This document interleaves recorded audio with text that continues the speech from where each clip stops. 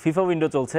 আমরা দেখছি যে বাংলাদেশ যেমন খেলছে, সবগুলো দলই এই মুহূর্তে, যেহেতু ফিফা উইন্ডো তারা সবসময় আসলে ম্যাচ খেলার সুযোগ পায় না, ইন্টারন্যাশনাল ম্যাচ, সুতরাং সবগুলো দলই ব্যস্ত।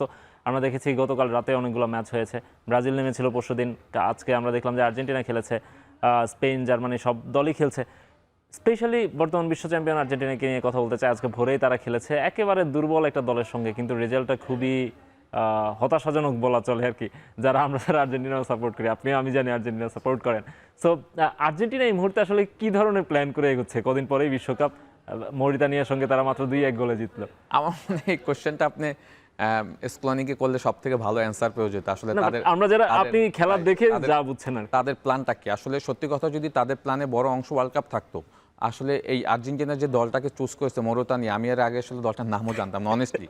হ্যাঁ, সকালে আসলে এবার যখন তাদের চেয়ে বাংলাদেশ বড় দলের সঙ্গে খেলেছে ভিয়েতনামের সাথে, রাইট। তো এবং আপনি যদি খেলাটাও দেখেন, সেখানে কোনো পেচ ছিল না, ইন্টেন্সিটি ছিল না। আমার কাছে মনে হয়েছে যে আসলে তারা কি প্ল্যানে আগোচ্ছে এটা আসলে কোচ স্কুলনি জানে, কোচিং স্টাফরা জানে। বিকজ আপনি যদি অন্যান্য দলগুলি যদি আবার আপনি হিসাব নিকাশ দেখেন, সবাই কিন্তু নেক্সট জুনের ওয়ার্ল্ড কাপকে কিন্তু সামনে রেখে কিন্তু প্রিপারেশন ম্যাচগুলি খেলছে। ফিফা উইন্ডোতে কিন্তু ওইভাবে প্রতিদ্বন্দ্বী দল হিসেবে বেছে নিচ্ছে যারা চ্যাম্পিয়ন হওয়ার জন্য খেলছে, লাইক স্পেন, জার্মানির কথা যদি বলেন, ফ্রান্সের কথা যদি বলেন, ব্রাজিলের কথা বলেন, হ্যাঁ, তাদের কিন্তু গেম প্ল্যানে বড় অংশ কিন্তু next world cup. But Argentina আসলে কোন পথে হারছে আমি ঠিক জানি না। এবং যেটা আপনি যদি দেখেন স্টার্টিং 11 দেখেন বা যদি খেলার ইন্টেন্সিটি দেখেন, সেখানেও কিন্তু অনেক পরিবর্তন ছিল। এবং মেসি সেকেন্ড হাফে খেলেছে, স্টার্টিং 11-এ কিন্তু আপনি দেখবেন যে স্টার্ট করেছে কুতি রোমেরোকে ক্যাপ্টেন দিয়ে। সুতরাং আমার কাছে মনে হয় যে আমি যেটুকু আমার কাছে ধারণা যে সে হয়তো ওয়ার্ল্ড কাপে যাওয়ার আগে পুরো ফিট টিম নিয়ে যেতে চাচ্ছে এবং কোনো ম্যাচ লস না করে হয়তো সে ওখানে যেতে চাচ্ছে, কিছুটা নির্ভর থেকে যেতে চাচ্ছে। দুদিন পরে আবার জাম্বিয়ার সঙ্গে খেলবে তারা। এই দলটার নাম শুনেছেন? না, আমি যেটা বললাম যে তারা আসলে কি ধরনের দল চুজ করছে এটা আসলে স্কুলানি জানে। যেটা বললাম যে সে নির্ভর থেকে আসলে ওয়ার্ল্ড কাপে যেতে চাচ্ছে এবং সে হয়তো তার টেকনিক্যাল জায়গা থেকে বা কিছু টেকনিক অ্যাপ্লাই করছে যেগুলি হয়তো অপোনেন্ট যাতে রিড না করতে পারে, সে তার ওয়ার্ল্ড কাপে হয়তো সেই এক্সাইটমেন্টের জায়গাটা সে ধরে রেখেই কিন্তু আমার মনে হয় সেই দলগুলি চুজ করছে। আচ্ছা, এখনো যদিও বিশ্বকাপের অনেক দেরি মিলি ভাই, বা এখন পর্যন্ত বিশ্বকাপে কারা খেলবে সেটিও চূড়ান্ত হয়নি। ইনফ্যাক্ট দুদিন আগে স্ক্যালোনি বললেন যে লিওনেল মেসি খেলবে কিনা সেটাও এখনো চূড়ান্ত নয়, আর্জেন্টিনা দলের কথা বলছি। তো সেক্ষেত্রে আসলে আর্জেন্টিনার এই দলটাকে আপনি বিশ্বকাপের জন্য যদি চিন্তা করেন, সেক্ষেত্রে আর্জেন্টিনার এই দলটাকে কেমন মনে হচ্ছে আপনার? যেহেতু তারা বিশ্ব চ্যাম্পিয়ন, অবশ্যই তাদেরকে নিয়ে আলাপে তাদেরকে রাখতেই হবে। আর্জেন্টিনা যদি লাস্ট ওয়ার্ল্ড কাপের স্কোয়াড দেখেন, সেখান থেকে আমার কাছে মনে হয় স্কোয়াডের ডেপথ আরও বেশি। এখানে কিছু ইয়ং ট্যালেন্টেড প্লেয়ার আছে যারা কিনা আমার কাছে মনে হয় যদি এবার তাদেরকে সুযোগ দেন আপনি, তারা আমার কাছে মনে হয় ওয়ার্ল্ড কাপে অনেক ভালো করবে। এবং সত্যি কথা বলতে নিকো পাস, আলমাদা, এদের মতো ট্যালেন্টেড প্লেয়াররা আসলে যখন ওয়ার্ল্ড কাপে স্টার্টিং 11-এর সুযোগ পাবে, খেলার সুযোগ পাবে, আপনি যদি লাস্ট ওয়ার্ল্ড কাপের সময় যদি একটু রিকল করেন, এনজো ফার্নান্দেস, ম্যাকঅ্যালিস্টার, এদের কিন্তু আমরা জানতাম না, সেভাবে এক্সপোজার ছিল না।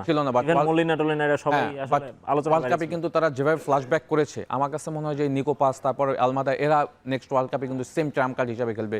লাইক ডিপল যেভাবে খেলেছে, এনজো ফার্নান্দেস, ম্যাকঅ্যালিস্টার, হ্যাঁ, তারপরে আপনার Nahuel Molina, even Cristian Romero কিন্তু লাস্ট ওয়ার্ল্ড কাপের তরুণই ছিল, হ্যাঁ, আলভারেস।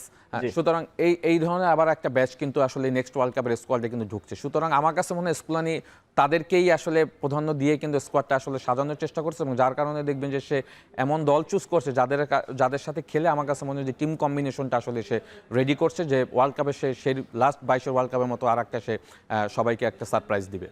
রাইট। ব্রাজিলকে নিয়ে ছোট্ট করে একটু বলবেন। লাস্ট ম্যাচটা যেভাবে দেখলেন, ফ্রান্সের সঙ্গে 2-1 গোলে হেরেছে। আমরা এই দুইটা দলকে নিয়ে বেশি আলোচনা করছি কারণ এই দুইটা দলেরই ফ্যান বেস বেশি বাংলাদেশে। সো ব্রাজিল যদিও হেরেছে, বাট আনচেলত্তি বলছিলেন যে তিনি খুব সন্তুষ্ট দলের পারফরমেন্সে। সো ব্রাজিলকে নিয়ে ছোট্ট করে একটু বলবেন যে এই দলটাকে নিয়ে আপনি কতটুকু আশা দেখেন বিশ্ব? ব্রাজিল অনেস্টলি যদি পারফরমেন্স দেখেন against France, they played excellent football.